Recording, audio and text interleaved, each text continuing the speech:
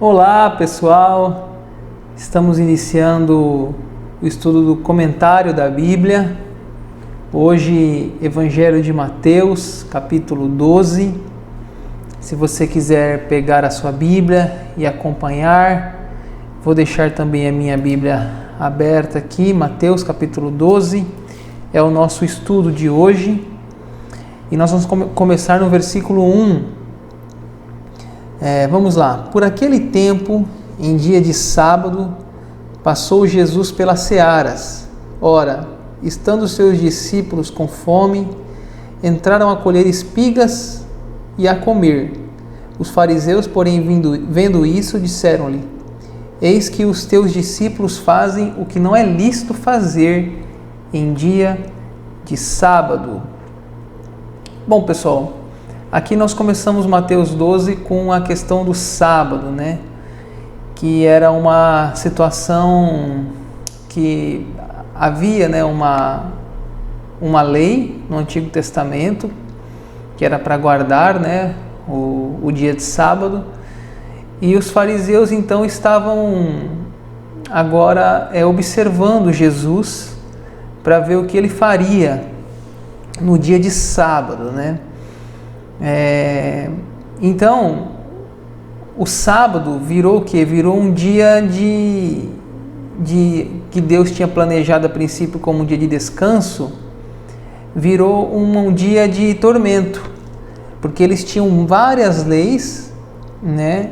E transformavam o sábado num dia ruim, num dia opressor. Os fariseus transformavam o sábado em várias leis que eram difíceis de ser até mesmo obedecidas. Então, em vez de o sábado ser um descanso, né, ser um dia de refrigério, estava virando um dia de pesadelo, né, um dia que eles até mesmo não poderiam ajudar pessoas no sábado. E o que acontece aqui é que os discípulos de Jesus, né, aqui fala, ora, em dia de sábado passou Jesus pelas searas, né? E os seus discípulos com fome entraram a colher espigas. Então os fariseus, sempre atrás de algum motivo, né, para condenar, criticar Jesus, encontraram aqui um motivo, que Jesus estava então colhendo e comendo espiga no dia de sábado, né? Vamos ver o que Jesus respondeu, versículo 3. Mas Jesus lhes disse: Não leste o que fez Davi quando ele e seus companheiros tiveram fome? Verso 4.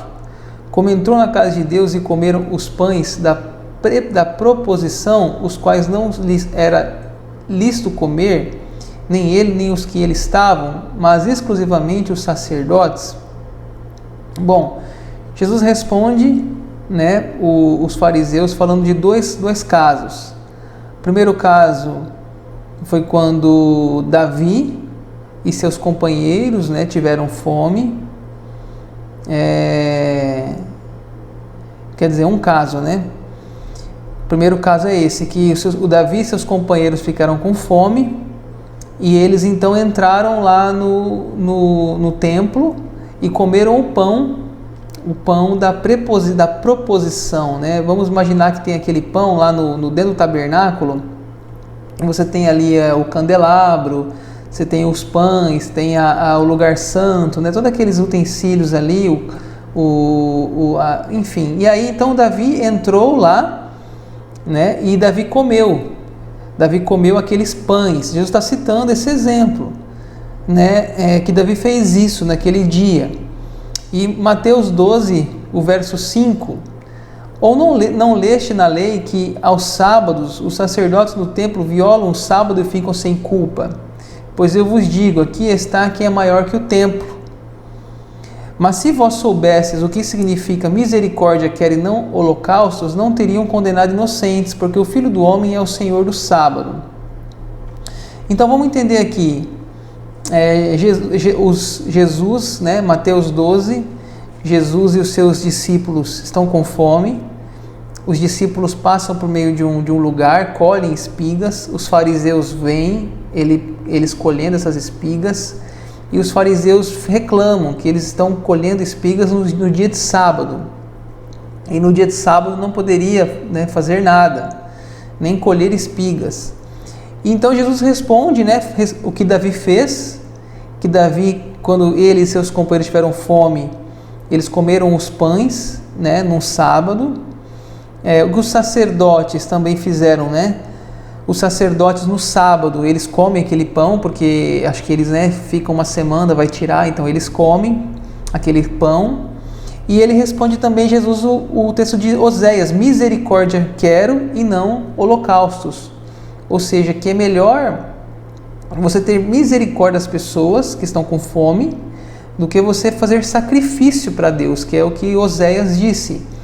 Então, qual que é o problema aqui do sábado? É que o sábado eles fizeram um dia assim, um dia que eles não podiam nem comer, vamos dizer. Eles não podiam nem catar espigas. Uma igreja que eu pastoreei, ouvi um comentário de uma pessoa que estava passando roupa no sábado, e aí a pessoa, né, ela guardava o sábado e tal, e aí aquele líder lá daquela igreja disse que deveria parar de passar roupa, porque no sábado não podia fazer nenhum tipo de serviço, né? Então você vê que as pessoas fizeram do sábado um lugar assim, muitas vezes de tormento, né? De não poder fazer o necessário, como passar uma roupa, catar uma espiga. Então Jesus vai estar mostrando aqui para os fariseus qual o verdadeiro sentido do sábado em Mateus capítulo 12, tá? E você pega então aqui, agora avançando o verso de número 9. Jesus vai fazer uma cura agora aqui no sábado, verso 9, Mateus 12. Tendo Jesus partido dali, entrou na sinagoga deles. Achava-se ali um homem que tinha uma das mãos ressequidas, e eles então, com o intuito de acusá-lo, perguntaram a Jesus: é lícito curar no sábado? Então veja, olha a situação, tem um homem, né, na sinagoga que tem a mão ressequida, e eles querem ver se Jesus vai curar no sábado, né? Eles querem colocar Jesus contra a lei, porque nem no sábado, eles fizeram do sábado assim algo tão pesado que nem uma cura podia acontecer no sábado, né?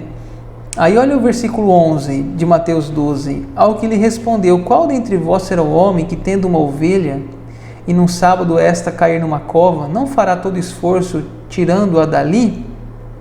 Ora, quanto mais vale um homem que uma ovelha? Quanto mais vale um homem que uma ovelha? Logo, é lícito nos sábados fazer o bem. Ou seja, se os fariseus vissem uma pessoa necessitada, né, não podiam fazer nada. Mas se tivesse uma ovelha que tivesse perdida, você não faria alguma coisa pela sua ovelha? Por que então, o que vale mais? Pessoas ou animais? Né? O que é mais importante? A lei ou um homem no sofrimento? Então, os fariseus, eles queriam arrumar algum tipo de acusação para dizer que Jesus não era o Messias. E então eles usavam essas questões do sábado. Até um comentarista que eu estava lendo diz que esse homem até pode ter sido colocado lá na sinagoga de propósito no sábado, para as pessoas verem para os fariseus verem qual seria a reação de Jesus, né? Então, versículo 13, então disse ao homem, né, Jesus: estende a mão. Estendeu-a e ela ficou sã como a outra. Ou seja, Jesus fez aquela cura. Jesus curou aquele homem no sábado, né? Estende a mão, o homem estendeu e foi curado. Então, olha o verso 14. Retirando-se, porém, os fariseus conspiravam contra ele sobre como lhe tirariam a vida. Os fariseus estavam enlouquecidos com Jesus, né? Estavam doidos para matar Jesus. E mais um motivo era porque agora, além dele se dizer Deus, além dele fazer milagres, agora ele faz milagres no sábado. Então os fariseus estão doidos, né, para tirar a vida de Jesus. O verso 15 muda a sessão, Jesus se retira, mas Jesus, sabendo disto, afastou-se dali, muitos o seguiram e todos ele curou. advertindo-lhe, porém, que não expusessem a publicidade. Então Jesus se afastou, né, desse embate com os fariseus, pessoas foram atrás dele, curou as pessoas, e Jesus pedia para que eles não ficassem divulgando, né? Por quê? Porque Jesus não estava ainda na hora de ir para a cruz. E quanto mais esse embate com os fariseus, mais pessoas fossem curadas, mais fossem divulgando a fama de Jesus, talvez mais rápido seria a sua crucificação. Então ele pede para as pessoas não expor a publicidade, né, a divulgação das curas. E aí o verso 17, Mateus 12:17, é uma profecia que se cumpre, para se cumprir o que foi dito por intermédio do profeta Isaías.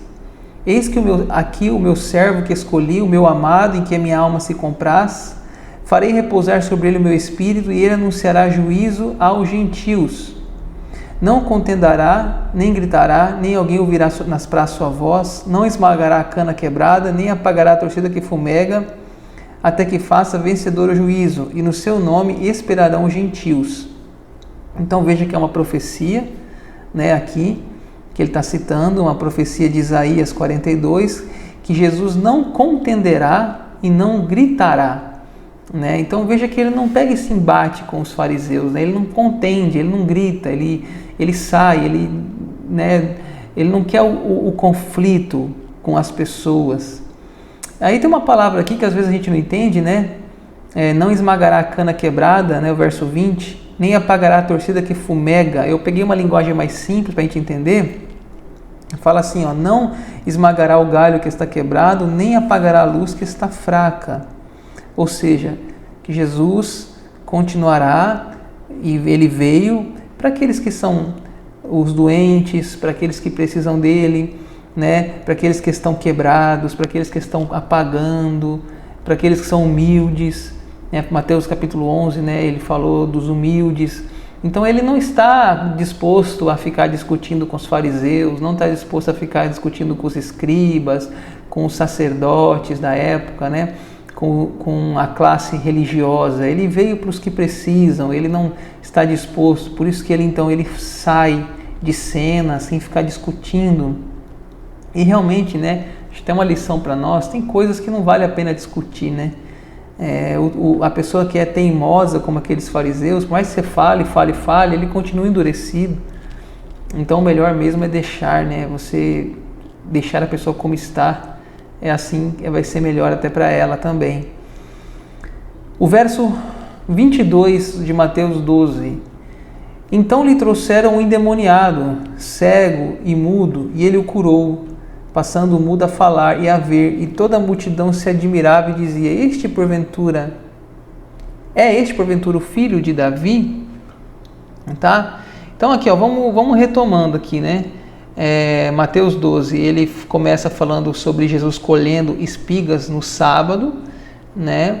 Depois um homem sendo curado no sábado, Jesus se retirando, e aqui então a cura de um endemoniado, né? Um endemoniado. Isso que é importante porque vai ter aqui uma questão da blasfêmia contra o Espírito Santo aqui nessa passagem.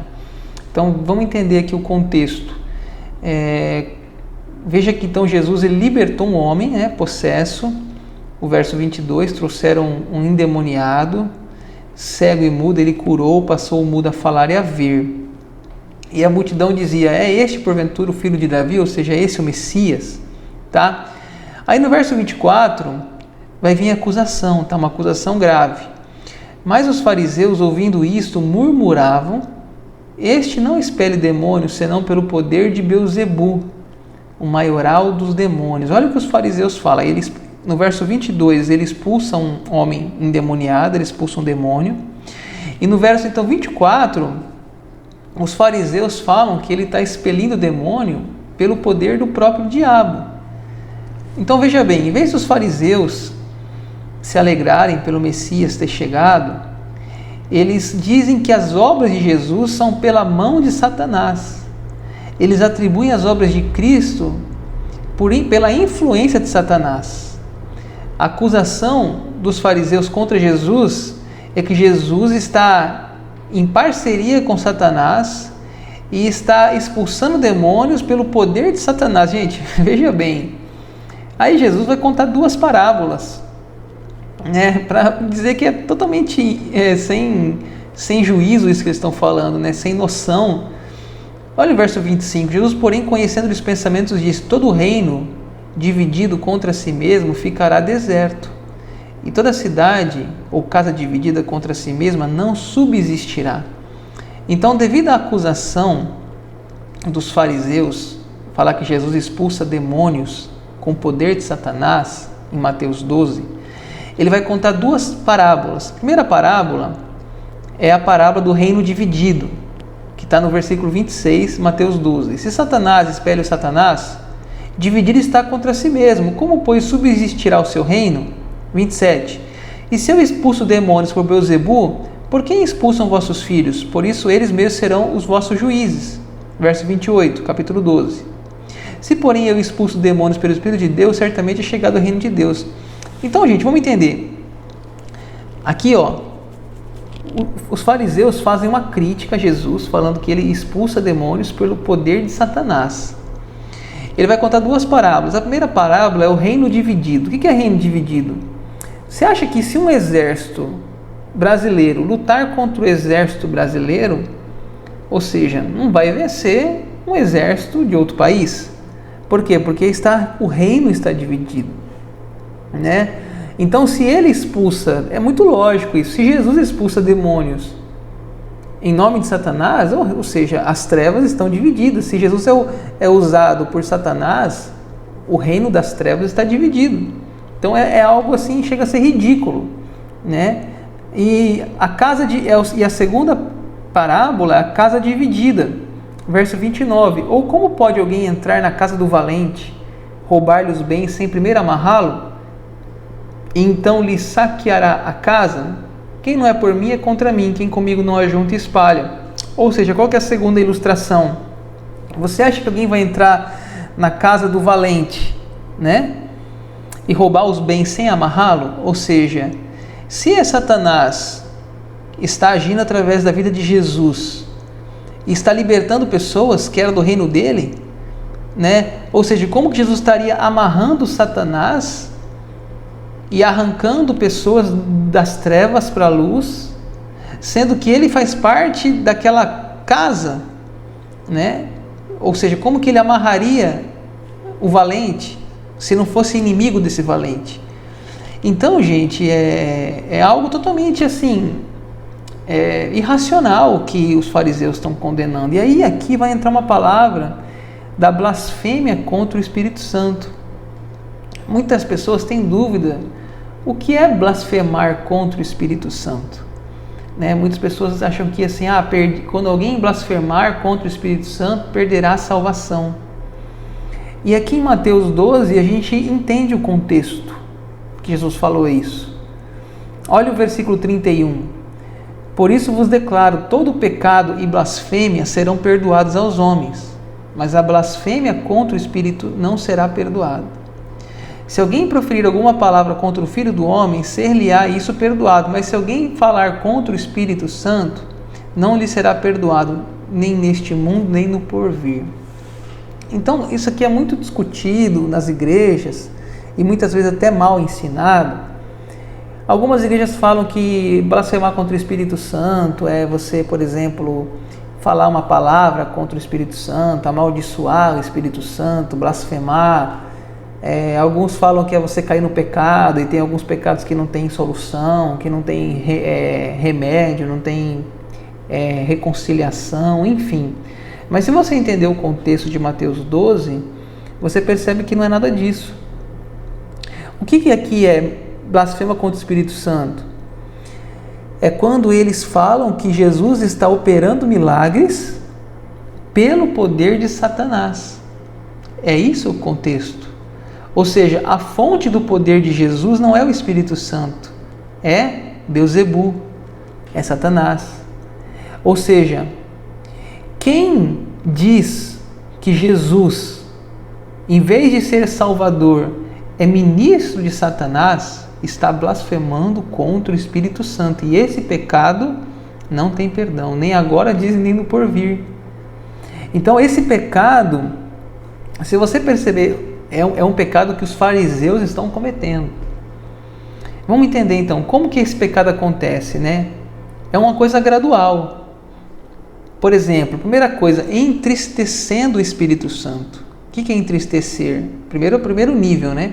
Entristecer, Efésios 4:30. Você faz uma prática que você entristece. Isso tem perdão.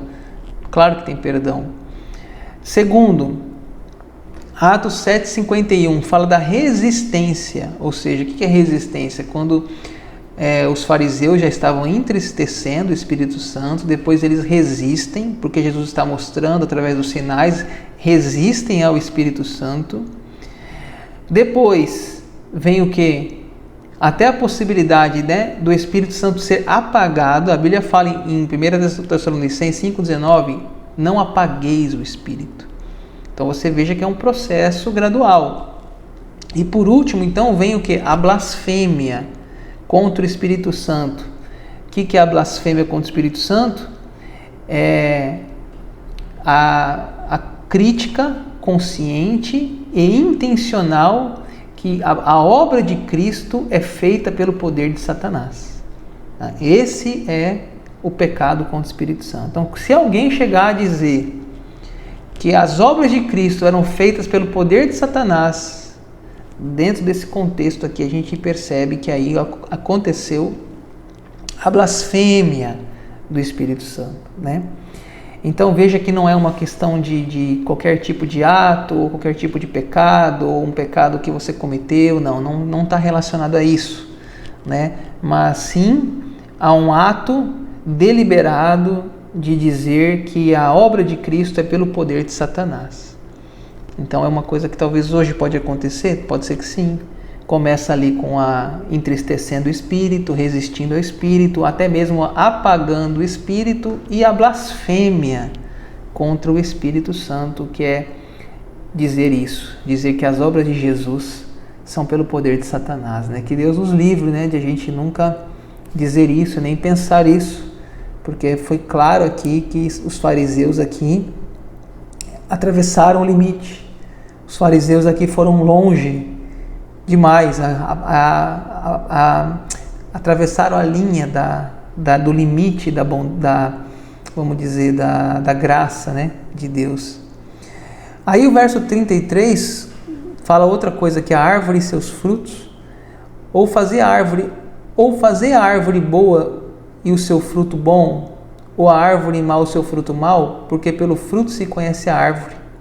Raça de víboras, como podeis falar coisas boas sendo maus? Porque a boca fala do que está cheio o coração. Esse versículo é bem conhecido, né? Mateus 12:34. A boca fala do que o coração está cheio. Ou seja, o que aqueles fariseus tinham no coração, né? Maldade, né? Ódio. Então é isso que eles falavam. A blasfêmia contra o Espírito Santo, né, vem do que está dentro de nós, né? Então, se a árvore é boa, produz frutos bons. Se a árvore é má, produz frutos maus. Não se colhe maçã numa laranjeira, não se colhe abacaxi numa videira. Cada árvore tem o seu fruto. E a boca fala, né, do que está cheio o coração. Então, se a gente fala coisas, é porque nós somos esse tipo de árvore, né? Observa bem a boca de uma pessoa, observa bem o que ela fala, é o que o coração dela está cheio, é o tipo de árvore que ela é, né? É uma coisa pesada, ou seja, não somente a conduta, mas também as palavras refletem a natureza de uma pessoa. Então a gente pode observar as pessoas através também das suas palavras. O sinal de Jonas, verso 38. Então alguns escribas e fariseus lhe replicaram: Mestre, queremos ver de tua parte algum sinal.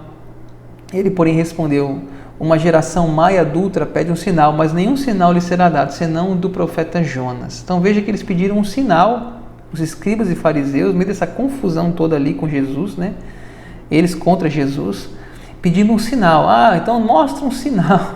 Eles já falaram que Jesus age pelo poder de Beelzebul, né? Mas eles querem um sinal. Então tá, o único sinal que eu vou dar, disse Jesus, é o sinal de Jonas. Eles querem provas? Então a minha prova é o sinal de Jonas. Porque eu já curo pessoas, eu expulso demônios. Se eu expulso demônios, vocês reclamam. Se eu expulso demônios no sábado, vocês reclamam. Se eu curo alguém no sábado, vocês reclamam. Se eu curo um demônio, vocês falam, liberta a pessoa de um demônio, vocês estão dizendo que eu estou trabalhando pelo poder de Satanás. Então vocês querem um sinal? Eu não vou ficar discutindo com vocês. O único sinal que eu vou dar é o sinal de Jonas. Qual que é o sinal de Jonas? Vocês que já estudaram o livro de Jonas, é um profeta do Antigo Testamento, fala que ele pegou um navio, foi para uma região Tarsis, né? Ele tinha que ir para Nínive, ele foi para Tarsis, aí Deus manda um grande peixe, esse grande peixe, o Jonas é jogado no mar, tal, esse grande peixe vem, engole Jonas e leva ele de volta para a sua missão. E ele ficou dentro do peixe 3 dias, né? O que é esse sinal aqui? É o sinal da morte de Jesus, é o sinal da sua ressurreição. Ou seja, ele ficaria no madeiro, né? Ele entraria no túmulo e ali no 3º dia ele ressuscitaria, né? Sexta, sábado e domingo. Então, versículo 40, né? Mateus 12, 40, porque assim como esteve Jonas 3 dias e 3 noites no ventre do grande peixe, assim o Filho do Homem estará 3 dias e 3 noites no coração da terra. Assim, Jesus, é esse o sinal que ele vai dar, né? Já que não eram suficientes tantos milagres que ele vinha fazendo, então que eles observassem a sua morte, o seu sepultamento e a sua ressurreição. E aqui Jesus dá um exemplo da rainha de Sabá. Lembra da rainha de Sabá que visitou o Salomão? É o segundo exemplo, né? O primeiro exemplo é o segundo exemplo que ele dá. Ele dá 2, né? Um é sobre Jonas e o outro é da rainha. A rainha do sul, que é a rainha de Sabá, se levantará no juízo com essa geração e condenará, porque veio dos confins da terra para ouvir a sabedoria de Salomão, e eis aqui está quem é maior do que Salomão. Então vocês devem lembrar, lá em 1 Reis, capítulo 10, fala de uma visita da rainha de Sabá até Salomão, e ela ficou muito impressionada com o que ela viu, e ela elogiou Salomão, e Jesus está dizendo que ali está o maior que Salomão. Ou seja, Jesus maior que Salomão, eles não creem nas suas palavras. Mesmo Jesus estando ali entre eles, essas duas figuras, né, tanto do Jonas quanto da rainha de Sabá, mostra o tamanho de Jesus, quem é Jesus, como vai ser sua morte, a maravilha de Jesus. Os ninivitas ouviram Jonas, se arrependeram e foram poupados. A rainha de Sabá, mesmo não sendo judeu ou gentia, ouviu as palavras de Salomão e maravilhou-se. E os judeus não se arrependem, não se admiram, não se maravilham e não se convertem. Esse é o contexto aqui da história. Estou indo para o final. Casa vazia, isso aqui é forte. Quando o espírito imundo sai do homem, anda por lugares áridos, procurando repouso, porém não encontra. Por isso diz, voltarei para minha casa de onde saí. Tendo voltado, encontra vazia, varrida e ornamentada. Ou seja, aqui conta a história da casa vazia. Quando uma pessoa tem um encontro com Jesus e sai o demônio, né? Tem bastante coisa sobre batalha espiritual aqui. O demônio sai, mas não adianta só o demônio sair, o Espírito Santo tem que entrar. Então, se o Espírito Santo não entra, a casa fica varrida, fica limpa. E o demônio então vai, faz uma volta e entra de novo, e volta naquela casa, né? Ou seja, aquela pessoa foi liberta, mas a pessoa não deixou Jesus agora habitar no seu coração. Então esse demônio, ao sair e ver a casa vazia, ele volta e diz, eu acho que em outro evangelho aqui não fala, 7 vezes, trazendo 7 demônios com ele. Evangelho sinótico ali, Mateus, Marcos, Lucas, eu não me lembro. Mateus não fala de 7, fala só que ele volta. Tem outro evangelista que fala que traz 7 com ele e o seu estado é pior.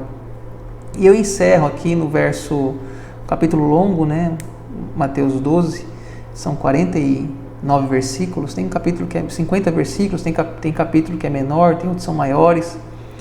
Falava ainda Jesus ao povo, eis que sua mãe e seus irmãos estavam do lado de fora procurando falar-lhe. Verso 47, e alguém lhe disse, tua mãe e teus irmãos estão lá fora e querem falar-te. Vamos entender então aqui no final de Mateus 12, a família de Jesus vem falar com ele. Só que ele faz aqui uma coisa, verso 48, né, que até é um pouco assim chocante, mas se a gente entender o contexto, verso 48, porém ele respondeu ao que lhe trouxeram o aviso, quem é minha mãe, quem são meus irmãos? E estendendo a mão para os discípulos, disse, eis minha mãe e meus irmãos, porque qualquer que fizer a vontade do meu Pai, esse é meu irmão, irmã e mãe. Eu penso, irmãos, aqui é a mesma coisa de João Batista. Ao mesmo tempo que Jesus fala que João Batista é o maior dos homens nascidos, ele fala que qualquer um pequenino que fizer a vontade de Deus é maior que ele. Ou seja, porque ele já via que as pessoas iam colocar o João Batista num pedestal, fazer um ídolo, uma imagem, uma idolatria. E a mesma coisa com a família dele. Quando a família dele vem falar com ele, e ele já dá aqui uma demonstração da separação entre Jesus humano e Jesus divino. Ele olha para as pessoas e fala, vocês que estão aqui, vocês são os meus irmãos e são as minhas irmãs. Aqueles que fazem a vontade do meu Pai.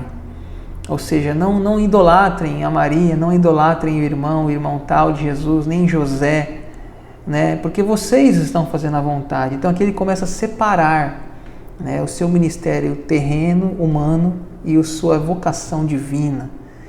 E vai mostrando para as pessoas que eles não deveriam, né, colocar a família de Jesus, nem João Batista, nem ninguém, no lugar da Trindade, no lugar de Deus.